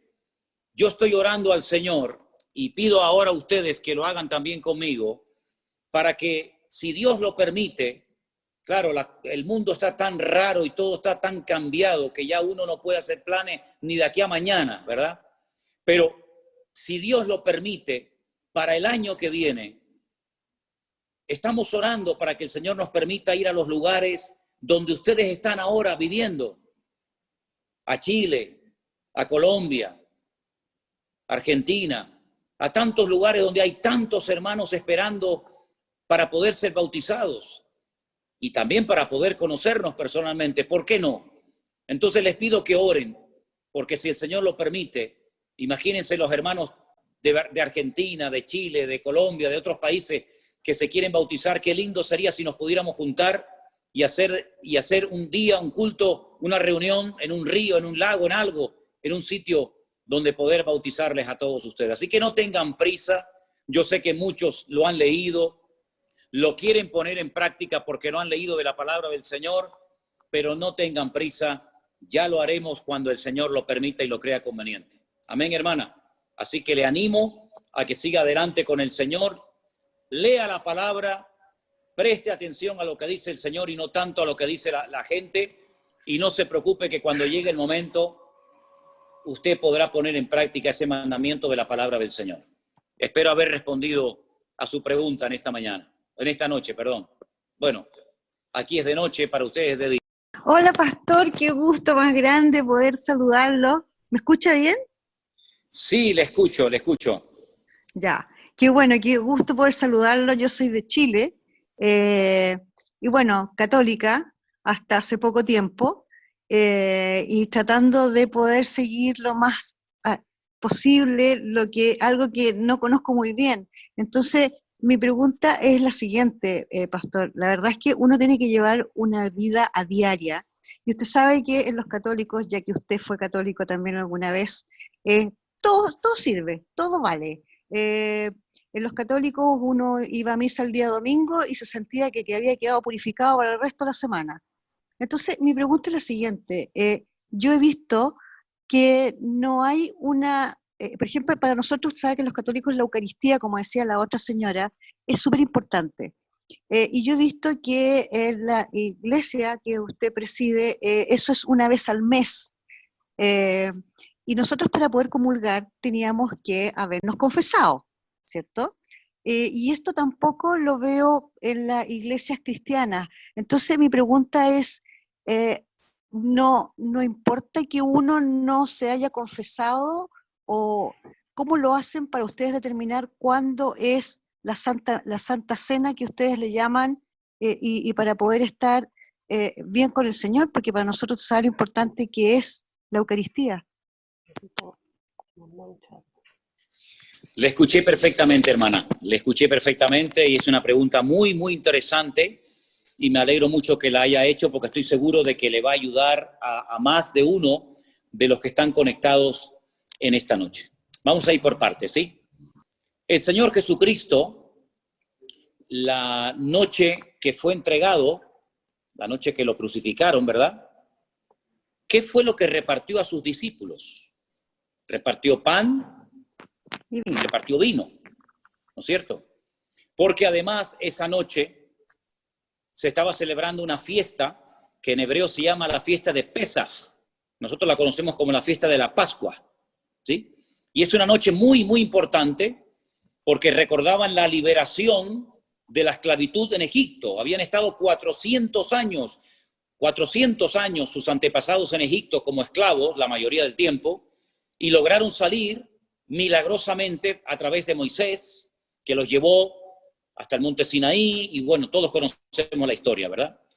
Entonces, todos los años se sigue celebrando en Israel la fiesta de la Pascua, donde comen hierbas amargas, donde comen el cordero, donde comen pan sin levadura, donde toman el vino, ¿cierto? Ahora, en el Nuevo Testamento, el Señor Jesucristo dijo, haced esto en memoria de mí, y todas las veces que lo hagáis, la muerte del Señor anunciáis hasta que Él venga. Es cierto que cuando uno era católico, y sé perfectamente lo que usted dice, porque yo era casi de misa diaria, porque en aquellos tiempos teníamos que ir a misa casi todos los días en el colegio, y previamente teníamos que pasar por el confesionario. Y yo casi ya no sabía ni lo que decirle al cura, porque como me confesaba todos los días, pues ya le conté todo. Entonces lo que hacía, que me pegaban así sopapos, ya me pedía perdón por los pecados que iba a cometer, porque como iba a seguir pecando, pedía perdón por lo que había hecho y por lo que iba a hacer. Una cosa tremenda, ¿no? Entonces, nosotros nos confesamos a Dios, porque es el único que puede perdonar todos y cada uno de nuestros pecados. ¿Por qué lo hacemos en nuestra iglesia? No en todas es igual. Conozco iglesias que lo hacen todos los domingos, todas las semanas. En nuestra congregación lo hacemos una vez al mes y repartimos pan y vino para todos. No solamente me tomo yo vino y a la congregación le damos pan, sino que todos somos iguales delante de Dios y todos tomamos pan y todos tomamos vino. Dice la Biblia que cuando se va a participar de la Santa Cena o del pan o del vino, de la comunión, llámelo como quiera, uno tiene que examinarse, uno tiene que probarse a sí mismo. Es decir, uno tiene que estar bien delante del Señor. Entonces siempre aconsejamos que antes de participar del pan y del vino, ya que no hay confesionario, ya que no tiene que venir la gente a mí a confesarse y pedirle perdón y yo absorberle y ordenarles una penitencia, lo que hacemos es, antes de participar del pan y del vino, oramos. Y yo digo, hermanos, si hay algo que tienen que arreglar entre ustedes, si hay algún pecado de lo cual tienen que arrepentirse, por favor, pónganse bien delante de Dios para que puedan participar dignamente, como dice la palabra. Entonces, curiosamente, les anuncio a todos ustedes, este próximo domingo, por la tarde, a las 6:30 de la tarde, hora aquí en Canarias, vamos a participar del pan y del vino. Entonces, yo anuncio esto por si alguno de ustedes que ya ha entendido el Evangelio, que va en serio con el Señor, quiere unirse virtualmente en ese momento con nosotros. Lo van a hacer miles de personas en muchas partes del mundo, pero si ustedes nunca lo han hecho y les gustaría participar del pan y del vino, pues tenga preparado el pan y el vino o el zumo de uva para ese día, y cuando llegue el momento, usted que va a ver el culto por YouTube en directo, cuando yo diga participemos ahora juntos del pan, usted lo puede hacer. Cuando participemos juntos de la copa, usted lo puede hacer. Y algún día, si Dios lo permite, lo haremos juntos en persona. Así es que nosotros, ya digo, nos confesamos al Señor, procuramos estar bien delante del Señor para participar dignamente del Señor. Así que de aquí al próximo domingo, todo lo que tengan que arreglar, si tienen que pedir perdón, si tienen que perdonar, si tienen que alinearse con el Señor, procuren hacerlo todo decentemente y con orden, para que el próximo domingo, si Dios quiere y lo permite, podamos participar juntos del pan y del vino y disfrutar de un tiempo muy bonito en comunión. A pesar de la distancia, podemos hacerlo virtualmente por internet. ¿Les parece? Espero haber respondido a su pregunta, querida hermana. Sí, fue muy maravilloso, pastor, muy amable, muy claro, y quedé bastante tranquila porque era una de las dudas que yo tenía, precisamente porque usted sabe lo que significaba para los católicos, pero ya ahora que yo ya no sé dónde tengo el pie, espero que en la iglesia, que verdad, porque es muy difícil guardar la Virgen, guardé la Virgen, yo era marianista de rezar el rosario todos los días, y hay cosas que han sido difíciles, pero estoy muy contenta porque a través de la Biblia que la aprendí a leer con usted, pastor, me he ido dando cuenta y he ido encontrando las respuestas ahí. Entonces no siento que estoy haciendo algo mal, porque me sentía como engañando a la Virgen, me sentía como mal, me sentía con un peso súper grande. Claro. Entonces ahora ha sido muy reveladora su palabra, usted es muy claro, me encanta cuando se enoja y nos reta, me gusta muchísimo eso, ha sido muy amable. Gracias, hermana, gracias, un placer. Muchas bendiciones. Un placer poder servirla, y le voy a decir que hay un versículo en la Biblia, en la carta de Pablo, del apóstol Pablo a los Romanos, capítulo 8, versículo 1, dice: ahora pues ninguna condenación hay para los que están en Cristo Jesús, los que no andan conforme a la carne, sino conforme al Espíritu. No se sienta mal por hacer las cosas como Dios dice en su palabra. Al contrario, dígale: gracias, Dios mío, porque ahora con tu palabra tengo más paz y más tranquilidad que nunca. Y yo le animo a que este domingo, tal vez por primera vez en su vida, no lo sé, usted se anime con su trocito de pan y su copita de vino a participar con miles de hermanos de la cena del Señor, recordando su muerte, su resurrección y su venida. Que el Señor la Así bendiga. será. Así será. Amén. Muy amable, pastor. Amén. Muchas gracias. Gloria a Dios. Qué bueno. Vamos a ver quién es la siguiente que tiene más preguntas. Abre tu micrófono y te escuchamos atentamente en esta tarde. Buenas tardes para todos. Activa el micrófono, Alberto. Encienda su micrófono, por favor. ¿Ahí me escuchan? Sí, hermano, le escuchamos. Adelante. Buenas tardes para todos, especialmente para usted, pastor, un saludo cordial. Mi nombre es Alberto Sánchez, de acá desde Colombia, en el departamento del Valle, en un municipio pequeño que se llama La Victoria Valle. Bueno, como se ha venido hablando con respecto a lo de católicos, a ver, yo he sido católico toda la vida. En tiempos de pandemia, por recomendaciones, un día me colocaron a ver el pastor online y me quedó gustando y desde ahí empecé a verlo a usted y me he enamorado bastante de su forma de predicar, de su forma de enseñar, de su forma de hablar, sobre todo porque en usted no se ve fanatismo, sino como esa enseñanza, la enseñanza que de pronto uno quiere, como esa verdad, toda esa verdad que está escrita en la palabra y que realmente en la Iglesia Católica nos la han ocultado toda la vida, porque la Iglesia Católica somos ciegos a todo lo que va uno aprendiendo cuando empieza uno a leer la palabra. Me genera muchas dudas con respecto al cambio que estoy obteniendo en estos momentos. De hecho, ya he ido como en 2 ocasiones a una iglesia cristiana por ir a mirar a ver, porque de todas formas esto es un cambio que uno empieza como a tener.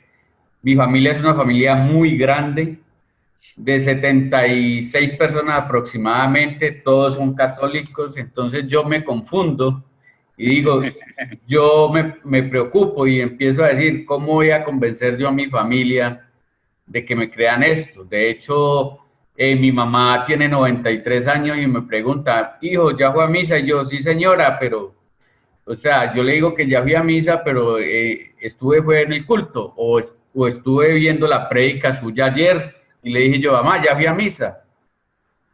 Entonces, como todas las confusiones. De hecho, uno también está acostumbrado a persinarse, a santiguarse. Entonces, todo eso me genera a mí cambios que me tienen como así, pero, o sea, decidido a aprender mucho de usted, pastor, porque, o sea, usted es una persona que atrae. Uno se puede quedar toda la noche viendo prédicas suyas de hace 2, 3 años y uno no se cansa. Le aseguro que uno no se cansa. De hecho, anoche me vi como 3 seguidas y uno no se cansa de verlo a usted. Entonces, estoy muy contento de haberlo conocido, aunque sea por redes sociales. Y qué rico que esté pensando en venir el otro año a los diferentes países. Aquí en Colombia lo esperaremos, porque hasta que usted no venga a Colombia, yo creo que no me bautizaría. Bueno, vamos a ver, Alberto. Mira, hermano, la mejor forma de predicar, ¿me oyes bien? Sí, señor. La mejor forma de predicar es con el ejemplo. Entonces, si usted da un buen ejemplo a su familia, yo le aseguro casi al 100% de que va a ser su familia la que le va a preguntar a usted qué le está pasando, qué le hicieron a usted.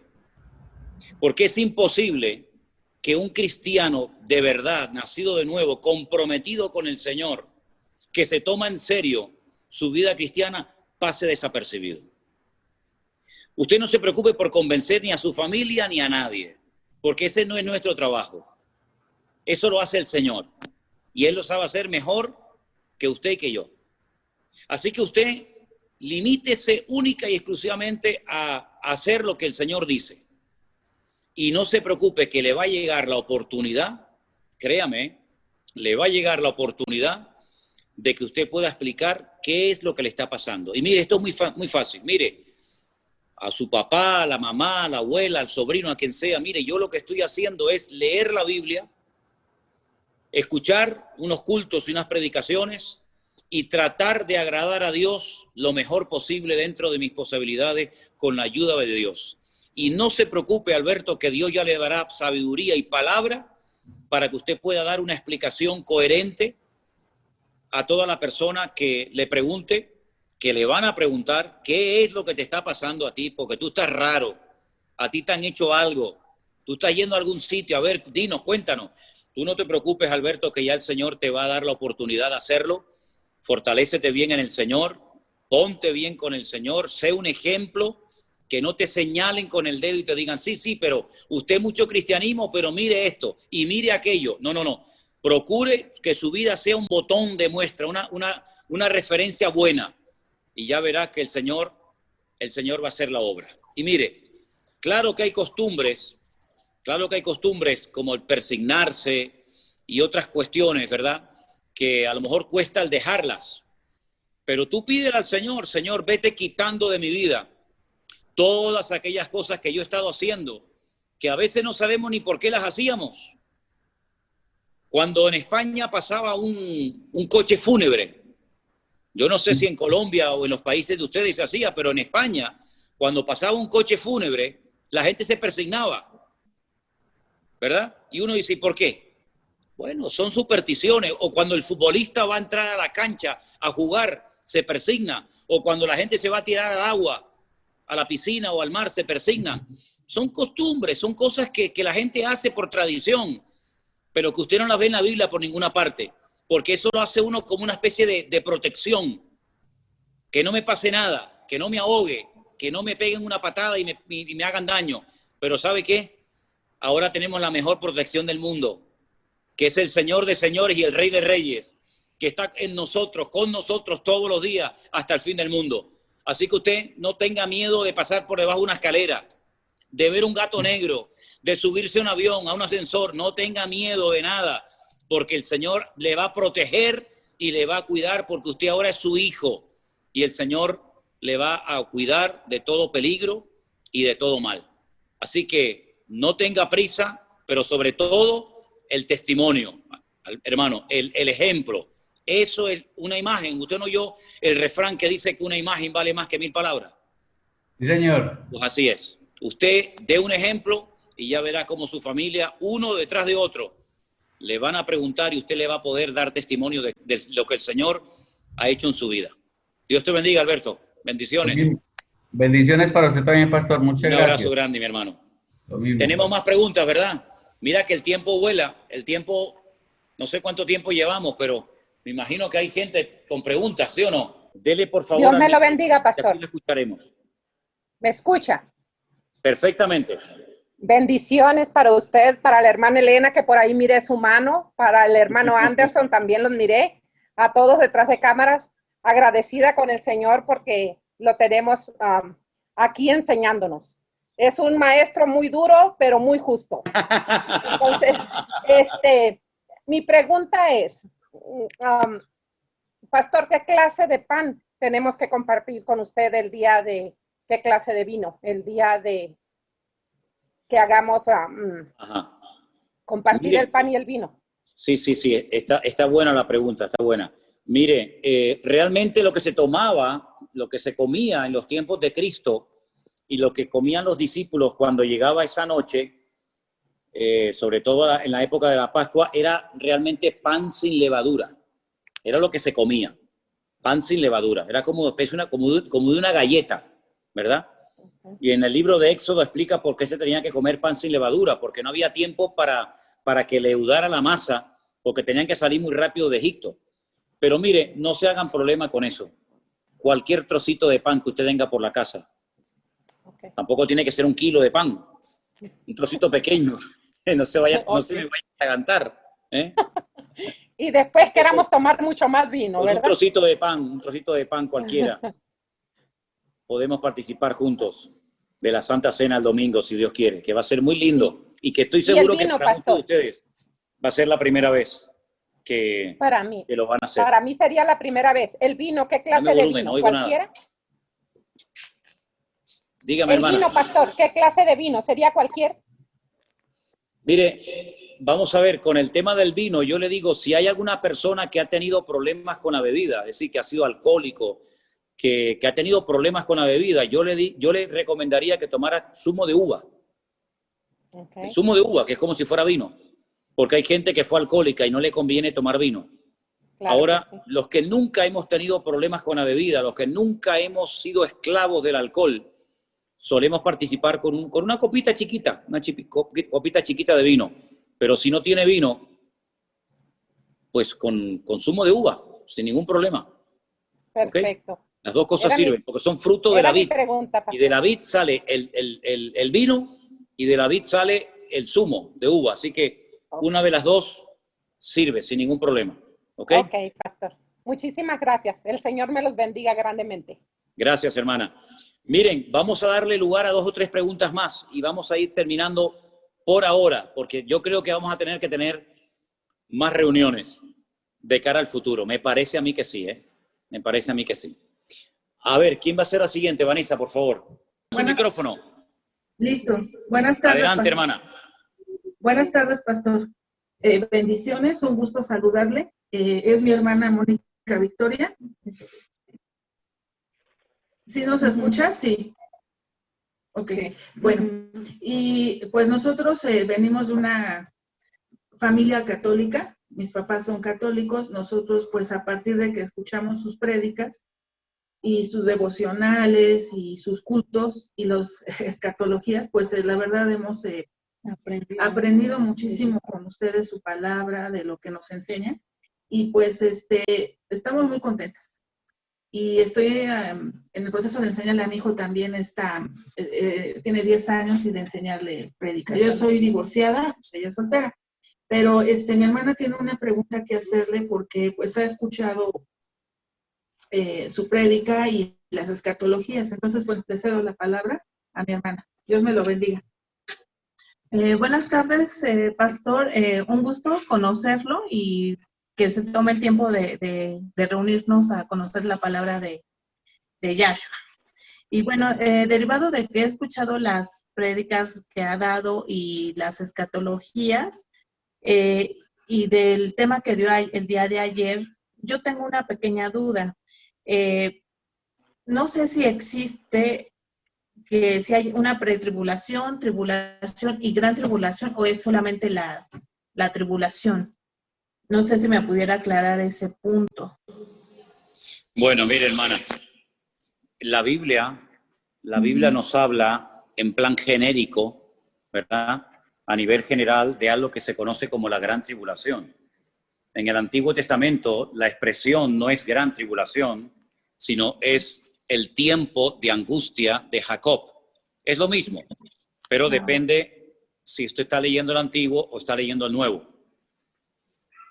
Solamente recibe un nombre. No hay pretribulación, postribulación, hay gran tribulación y punto. Lo que ocurre es que la Biblia sí nos da mucha información acerca de lo que va a ocurrir previo, es decir, antes de que comience ese periodo terrible que se llama la gran tribulación y que es el desarrollo del libro de Apocalipsis fundamentalmente, aunque también de otras profecías del Antiguo Testamento, ¿vale? Entonces es lo que se conoce como el tiempo del fin. Es decir, cuando se acerque el tiempo de la tribulación, vamos a comenzar a ver muchísimas señales. Algunas de ellas ya estamos comenzando a verlas. Ya se está hablando de la formación de un nuevo orden mundial. Estamos viviendo una pandemia mundial, ¿verdad? Muchos de nosotros sabemos de lo que estamos hablando. Millones de hermanos no se pueden congregar, iglesias cerradas, etcétera. Entonces, hay una gran tribulación que empieza con algo que se conoce en la Biblia, en Apocalipsis 6, como los sellos. Los sellos, que son 7, a continuación 7 trompetas y a continuación 7 copas, las copas de la ira. Pero antes de que comience a desarrollarse o dé lugar el inicio de la gran tribulación, hay muchas señales previas, como los dolores a la mujer que está de parto, ¿verdad? No nace el niño en el primer momento, sino que hay unos dolores que van avisando que el niño viene, y esos dolores van preparando a la madre para el momento del alumbramiento, el momento del parto.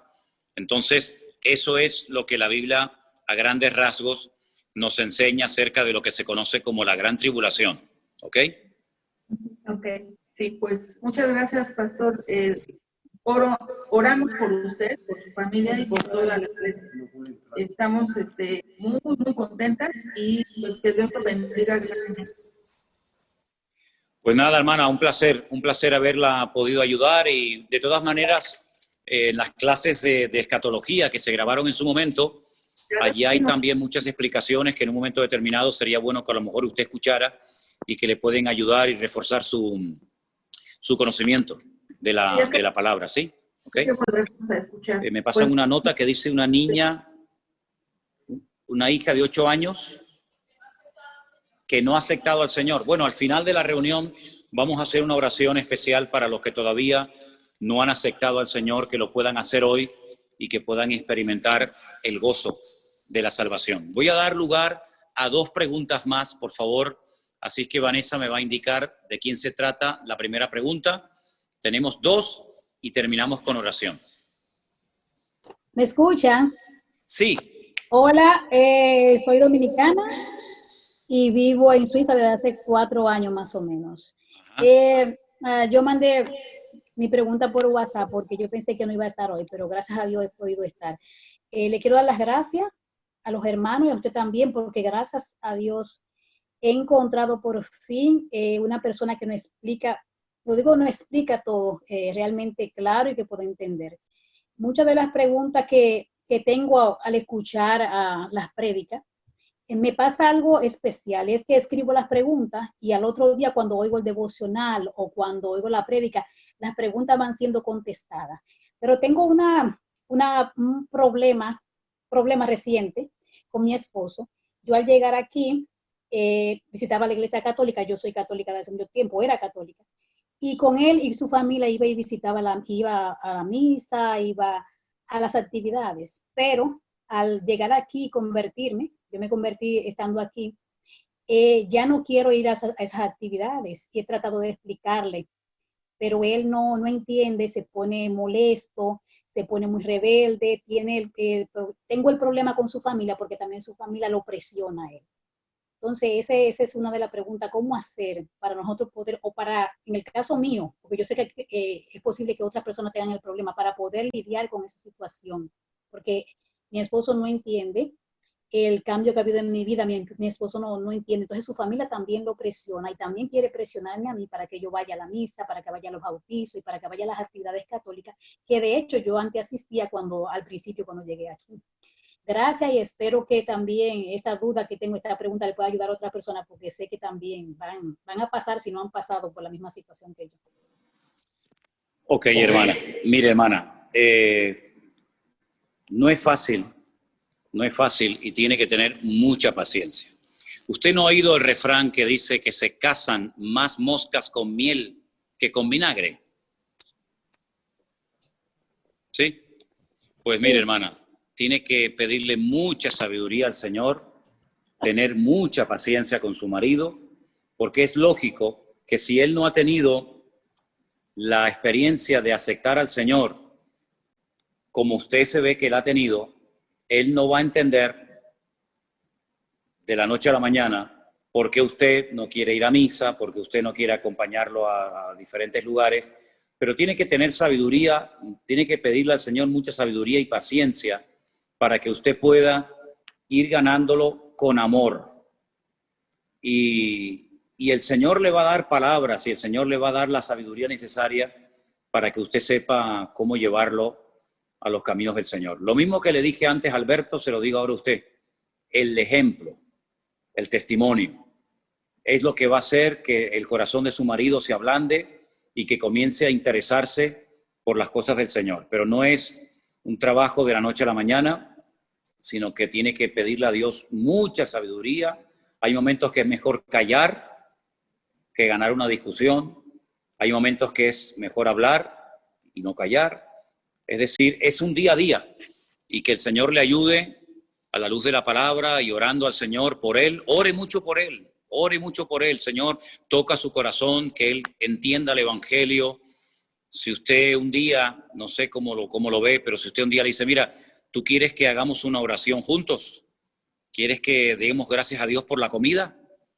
¿Quieres que demos gracias a Dios por nuestro matrimonio? Y él acepta. Es decir, vaya poquito a poco sembrando, con mucha paciencia, con mucha sabiduría, y ya va a ver como poco a poco el Señor va a ir tocando su corazón, pero sobre todo con el ejemplo. No intente convencerlo, ni intente obligarlo, porque los hombres así no van. Al contrario, se lo va a poner en su contra. Y a usted no le conviene, y a usted no le interesa tener una guerra en casa. Así que tenga mucha paciencia, ore mucho por él, y que el Señor toque su corazón. Y si algún día pueden orar juntos, aproveche. Y si no, inténtelo en otra ocasión. Pero sobre todo, paciencia. Y no corra, no lo presione, porque lo que va a hacer es producir la reacción contraria. ¿De acuerdo, hermana? Ok, Que Dios la gracias, bendiga. pastor. Bendiciones. Gracias. Venga, y la última pregunta de esta reunión de hoy. ¿Quién la va a hacer, por favor? Hola, ¿me escucha? Sí. Bendiciones, pastor. ¿Cómo le va? Muy bien, muy bien. Adelante. Bueno, yo estoy en la iglesia virtual con ustedes. Así que acá se lo presento a Oscar, católico, y quiere preguntar él. ¿Me entendió que yo estoy en la iglesia virtual con ustedes y él es el católico?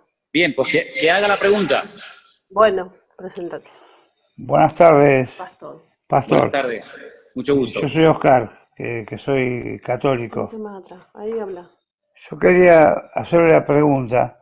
Recién lo escuchaba cuando le explicaba a usted, a la anterior señora, que tenga paciencia con su marido, que porque ella no quiere ir a misa y todo eso. Creo que cuando estamos en el catolicismo o en el evangelismo, hablamos del mismo Señor, ¿o no? Sí. Lo que pasa es que yo tengo el micrófono cerrado para que no se acople aquí el sonido. Claro que tenemos al mismo Señor, claro, por supuesto. Solamente hay uno, no hay dos señores, hay uno solo. Exactamente. Entonces, ¿por qué esas diferencias? Bueno, con todo mi respeto, perdón, dígame su nombre otra vez, disculpe que se me olvidó. Oscar, pastor. Oscar, ok, gracias.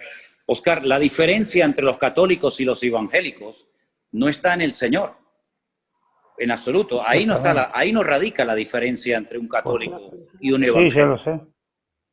Si usted y yo nos sentamos a comer un asado allí en Argentina, o en España, o donde sea, y sale el tema del Señor, su Señor es exactamente igual que el mío. Se llama Jesucristo, su madre se llamaba María, su padre se llamaba José, nació en un pueblecito llamado Belén de Judea, en Israel, hace 2000 años, murió en una cruz, resucitó al tercer día, ascendió, está sentado a la diestra de Dios Padre, todo es igual, todo es exactamente igual. La diferencia, repito, no está en el tema del Señor, está en otras cosas que también son de vital importancia.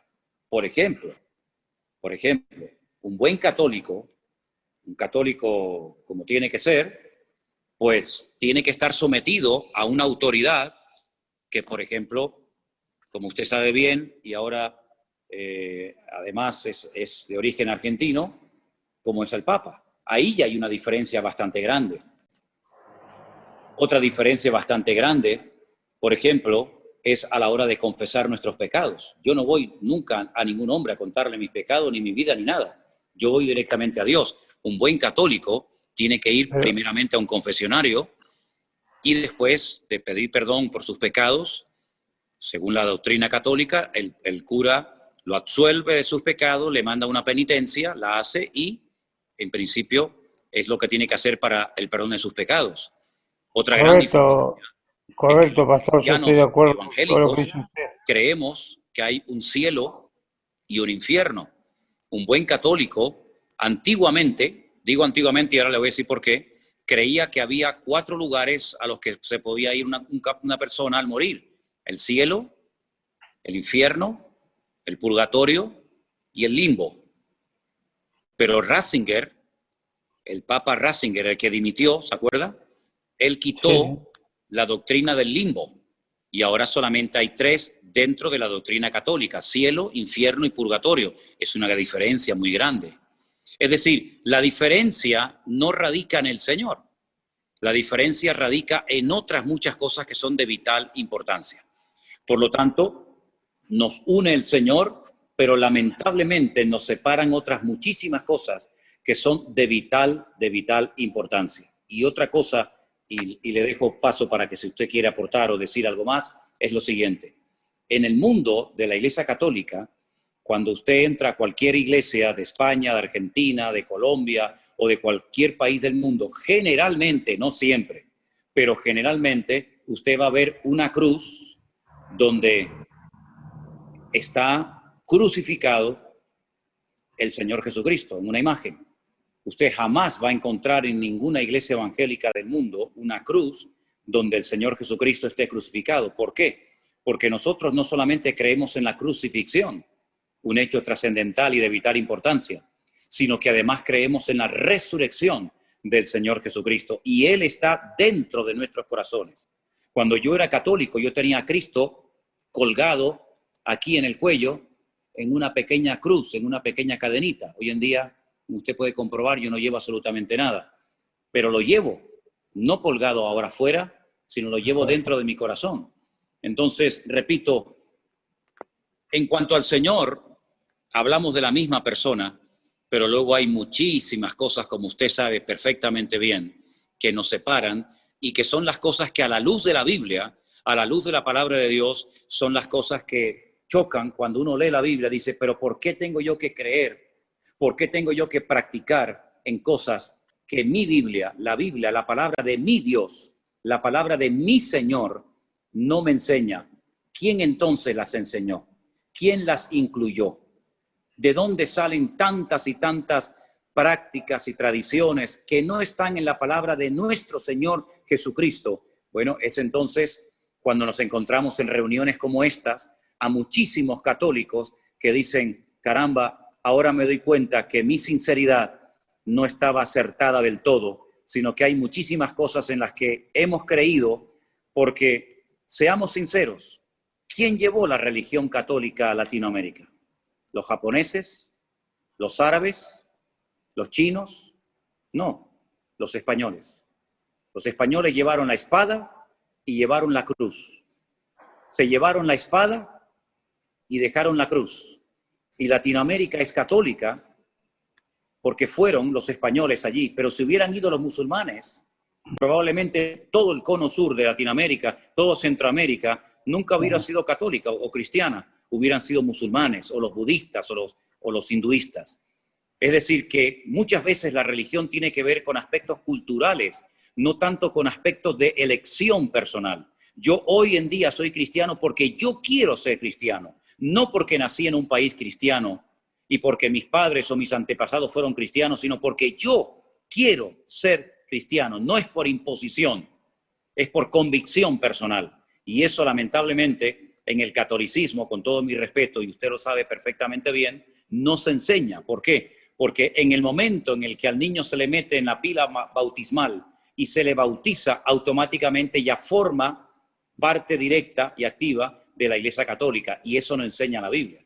La Biblia nos enseña que si no nacemos de nuevo, no podemos entrar en el reino de los cielos. ¿Se da cuenta? Hablamos del mismo Señor, pero a la hora de la doctrina, del músculo, lo que adorna, digamos, todo el cristianismo, evidentemente hay muchísimas diferencias. Adelante, si usted quiere hablar algo más o preguntarme. Sí, cómo no. Pero eso no cambia. ¿Me escucha, pastor? Sí, señor, le escucho perfectamente. Eso no cambia mi fe hacia Dios. Yo sigo teniendo la fe misma interiormente y a mi forma de pensar.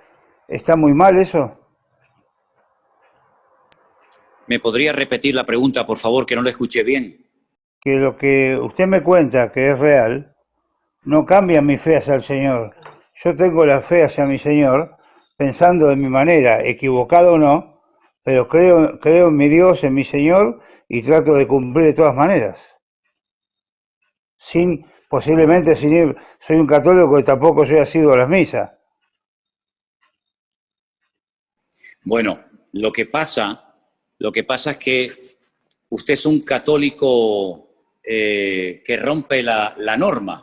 Es decir, usted ha empleado una frase que aquí en España de hace 15 o 20 años se escucha muchísimo, muchísimo, que antiguamente nadie hablaba así. ¿Y cuál es?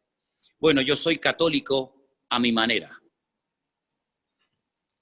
¿Pero y eso qué significa? Ser católico a mi manera. Yo pienso que usted de católico tiene muy poco. Usted tiene más de cristiano evangélico que de católico. Lo que pasa es que tiene el peso de la religión que heredó, pero realmente usted de católico tiene muy poco, porque si usted no va a misa, si usted adora solamente a Dios, usted no es idólatra, usted cree en la Biblia, en la palabra de Dios, usted no es el típico católico.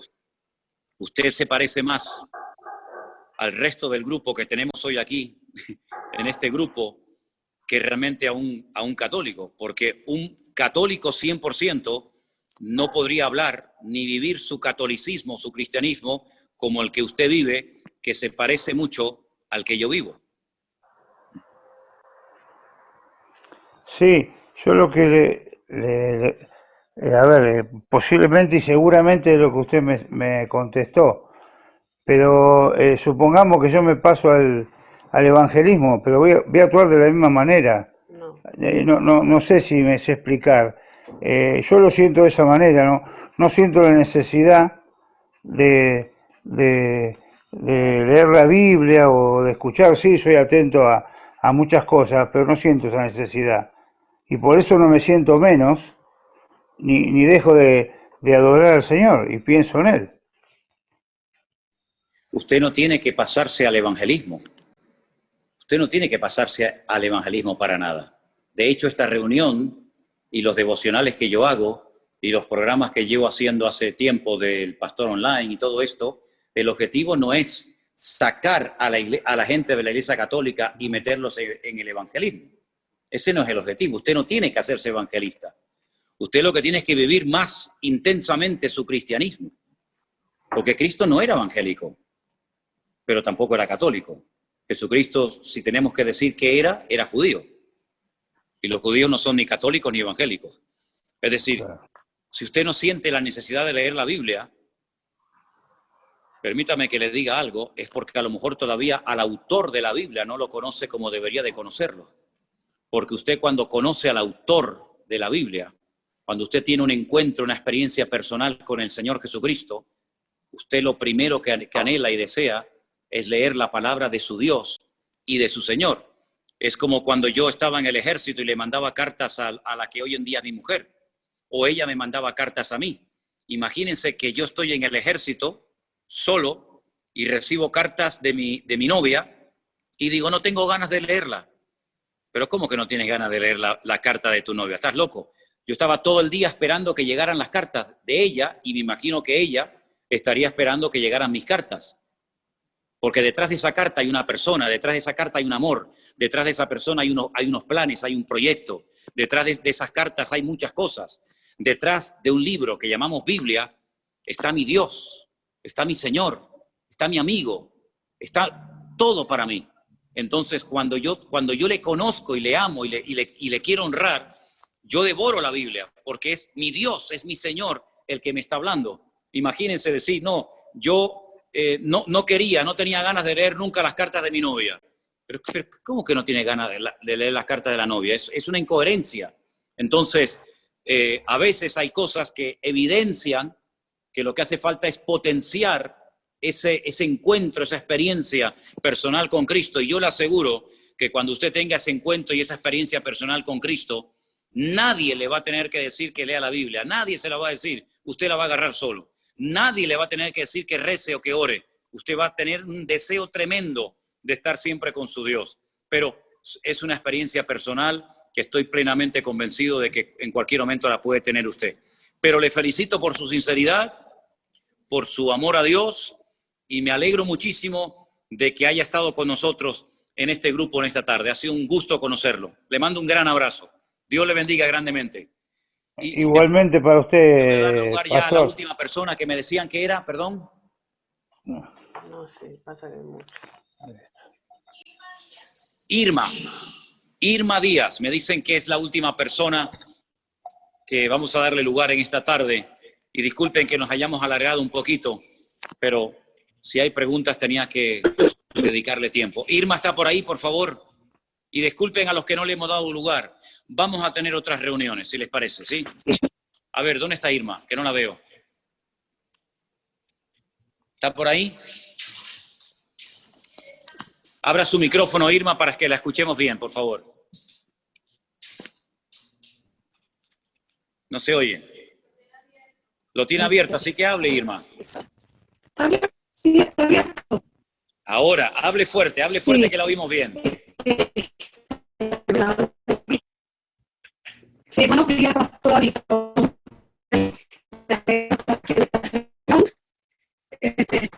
Discúlpeme, Irma, pero se le escucha muy mal.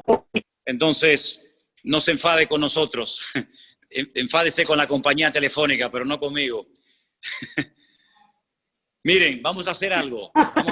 Yo le voy a pedir a todos los que están conectados, ¿sí? Todos los que están conectados en este momento, que oremos al Señor. Que le pidamos al Señor que nos ayude. Aquí no se trata de ser católico ni evangélico. Aquí se trata de ser cristianos, de seguir a Cristo, de vivir como Dios manda. Vaya usted a la iglesia que quiera, reúnese donde quiera. De hecho, ninguno de ustedes, fíjense lo que son las cosas, ninguno de ustedes se puede congregar con nosotros aquí en Canarias, para que se dé cuenta de que el objetivo no es atraer a la gente a nuestra iglesia para que seamos más. No, es que es imposible hacerlo. Aquí de lo que se trata es que el Señor esté con nosotros, que nosotros estemos con Él. Y hermanos, seamos sinceros, el mundo está que se cae a pedazos. El mundo está muy mal. Miren, hoy, y permítame que les comparta esta noticia, hay una cadena muy famosa de hoteles en España que se llama Riu, con R, Riu. Aquí en Canarias, esta cadena hotelera de hoteles muy buenos tiene 11 hoteles. ¿Saben cuántos cerraron hoy? ¿Saben cuántos cientos y cientos de personas hoy han perdido su puesto de trabajo? 8 hoteles. De los 11 hoteles de la cadena Riu, hoy se cerraron 8. No sabemos si se van a volver a abrir. Millones de personas están en el mundo tirándose de los pelos de la cabeza porque no saben lo que va a pasar con su vida mañana. Hemos llegado a una situación en la que olvídese de evangélico, olvídese de católico, aquí hay que agarrarse a Dios con uñas y dientes y pelearla y clamar al Señor con todo nuestro corazón para que el Señor nos ayude y guarde nuestras vidas y nuestras familias. Están cayendo la gente como moscas. Ya se están infectando niños pequeñitos. Tenemos a las puertas aquí en España algo que puede ser un caos terrible. Millones de niños y de adolescentes y de jóvenes van a comenzar en estos días las clases en el colegio. Lo que va a pasar, nadie lo sabe. Hay ricos que se están muriendo, y pobres también, y blancos, y negros, y latinos, y americanos, y católicos, y evangélicos, y ateos. Esto afecta a todo el mundo. Solamente nos queda una esperanza. No es la política, no es el deporte, no son los pastores. La única esperanza que nos queda firme, el ancla firme, es nuestro Dios. Y Él nos ha unido. No les conozco personalmente. Tal vez nunca nos conoceremos, no lo sé, solo Dios lo sabe. Pero aquí lo importante es que conozcamos a Dios. Que dejemos a un lado nuestras diferencias, si es que las hay, y miremos solamente a lo alto, a nuestro Dios, y que Él nos guarde en esta hora tremenda que está sacudiendo a todo el mundo. No hay control en algunos países, ya no saben cuántos mueren, ya no saben cuántos son infectados. Así que pongamos nuestra confianza en Dios, queridos hermanos y amigos. Y ahí donde estás, cierra tus ojos y vamos a orar. Y dile, Señor, entra en mi corazón. Te pido perdón por mis pecados. Me arrepiento de haber pecado contra ti. Me arrepiento de haber creído, de haber practicado, de haber adorado cosas que no eran de tu agrado. Pero hoy te pedimos todos, cristianos, católicos, evangélicos, da igual, hoy todos te pedimos perdón, Señor. Perdónanos porque todos hemos pecado, todos estamos separados, todos nos hemos descarriado como ovejas, cada cual se apartó por su camino. Unos escogieron una religión, otras otro, pero todos al final nos perdimos.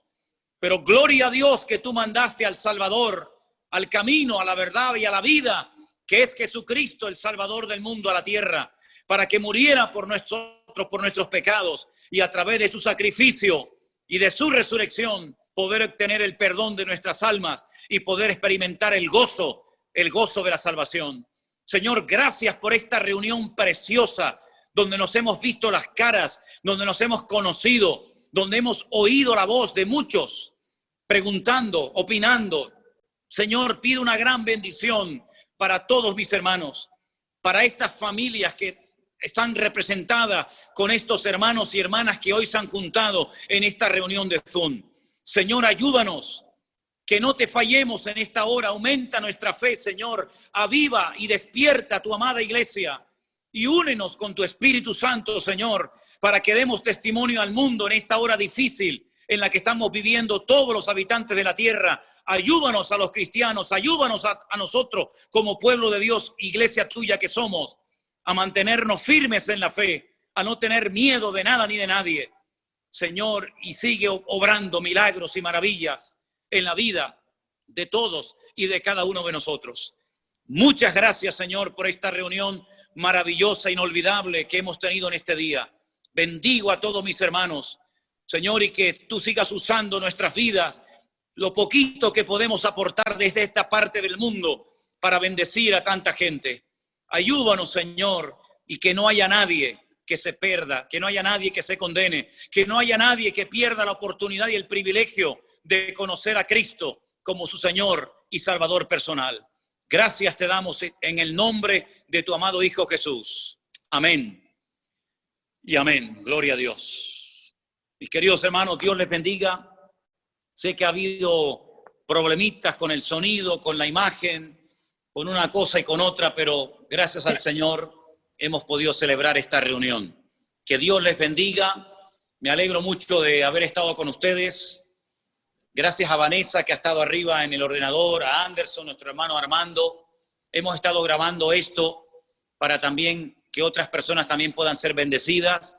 Ahora, si quieren, abran todos sus micrófonos y que el Señor les guarde y les bendiga. Yo mañana estaré por la mañana en el devocional, como siempre, a la misma hora, y que Dios les guarde. Sigan orando por nosotros, como nosotros lo hacemos por ustedes. El Señor les guarde. Un abrazo para todos.